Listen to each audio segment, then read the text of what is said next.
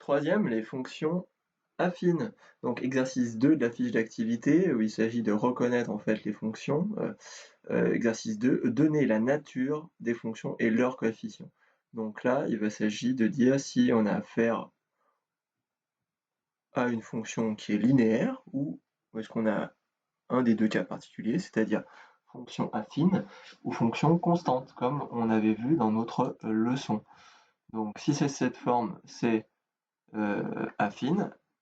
On dit combien vaut m et combien vaut p. Si c'est linéaire, c'est de cette forme-là. On dira la fonction est de la forme mx, où f de x égale mx plus p, et on donnera le coefficient. Et puis si elle est constante, on dira qu'elle est de la forme f de x égale p, et on donnera la valeur de p.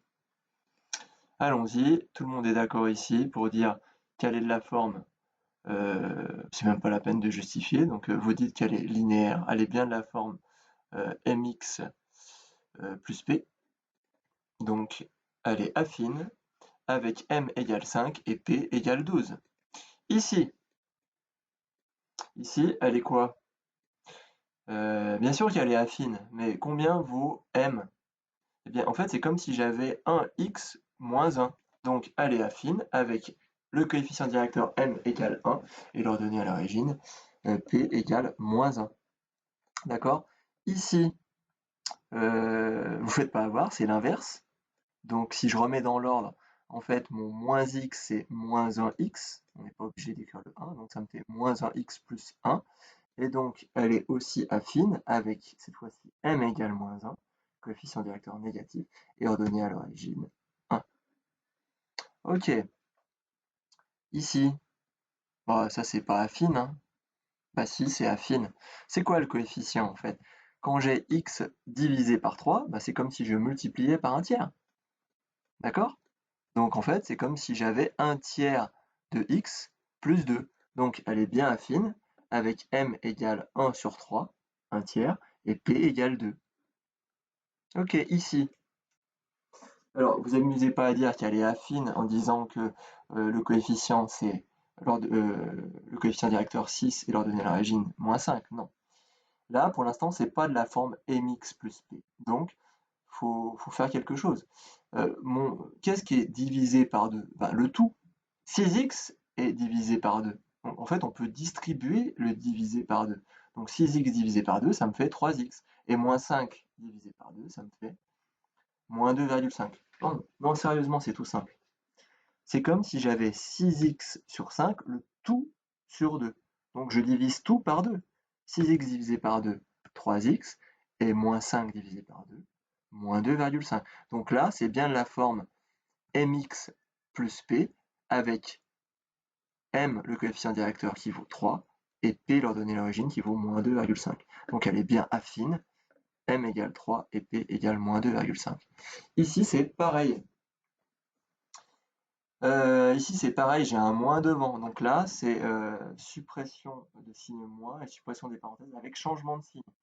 Donc, je vais enlever les parenthèses, je vais enlever le signe moins, je vais obtenir moins 3, moins 2x. Et si je remets dans l'ordre, j'obtiens moins 2x, moins 3. On peut aussi dire qu'on distribue le moins. Moins par 3, moins 3, et moins par plus 2x, moins 2x.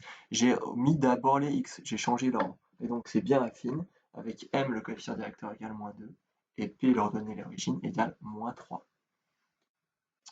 Ici, c'est pareil, il faut développer, réduire. Donc je développe. 3 fois moins 2, moins 6. 3 fois moins x, moins 3x, moins 3. Donc là, vous allez me dire, ouais, mais j'ai 2x. Ouais, mais en fait, je les ajoute. Donc moins 3x, ça me fait moins 6x. Et j'ai changé l'ordre. Donc j'obtiens moins 6x, moins 6. C'est bien une fonction affine, avec le coefficient directeur m égale moins 6, et l'ordonnée à l'origine p égale moins 6 aussi.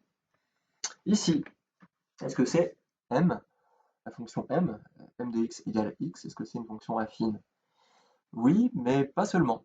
En fait, c'est comme si j'avais x égale 1. Donc, elle est certes de la forme f de x égale mx plus p, mais elle est plutôt de la forme mx. Donc, si elle est de la forme mx avec m égale 1, eh bien, c'est une fonction linéaire. D'accord? Ici, n, ah bah, c'est pareil. Eh bien non, c'est pas pareil. C'est pas pareil. Là, en fait, j'ai pas de x. Donc si j'ai pas de x, on est dans le cas de la fonction constante, de la forme f de x égale p avec p égale 1. Donc c'est une fonction constante. D'accord? Tout à l'heure, je vous ai dit qu'il fallait pas qu'il y ait de carré, donc pas de puissance, donc c'en est pas une. Bah si, c'en est une, parce que 10 à la puissance moins 3, c'est un nombre. D'ailleurs, c'est quoi comme nombre? Bah, c'est 0,001. Donc c'est une fonction constante, avec p égale 0,001, ou p égale 10 à la puissance moins 3. La q de x égale 5x fois x fois 500, ce qui revient à écrire 500x. Donc elle est de la forme mx. Donc c'est une fonction linéaire avec pour coefficient directeur m égale 500. Et là vous allez me dire non pour O. Et si on regarde bien, O de z, donc l'inconnu, mais qui n'est pas l'inconnu, plutôt la variable, c'est z. Donc W c'est quoi? Bah, W, c'est le coefficient directeur. Donc elle est de la forme mx avec m qui est égal à w. Et puis x en fait qui est remplacé par z. C'était le petit piège. Bon, j'espère que ça vous aura pas trop déstabilisé. En tout cas là, on a un peu traité tous les cas problématiques pour vous montrer que en fait c'était pas si simple que ça. Vous verrez quand on en refera, ça sera très simple. Voilà.